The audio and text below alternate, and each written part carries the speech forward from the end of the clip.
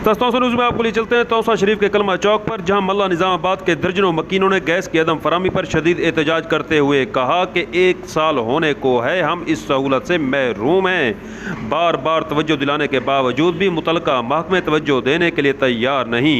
आइए आपको दिखाते हैं ये रिपोर्ट। अस्सलाम वालेकुम जनाब, ऐसे साहब से मुतालबा करते हैं।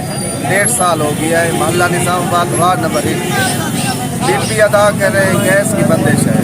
लिहाजा मुतालबा करते हैं ऐसे साहब से हमारी गैस को जल्द अज जल्द पहुँचा दें। नहीं गैस है क्या ना, बिल भरते बैठे संगे साल थी का पूरा और ये तंग थी कि ना सिलेंडर भरते बैठे सारे कने गरीब बंदे कोई तो यो कहे नहीं, वो सारे हूँ यो छिड़ा बजे यहाँ पे सब गैस दी मैं संगे किट भी करो ना टैप टैल है ना नाले निज़ाम है किच्छे का नहीं।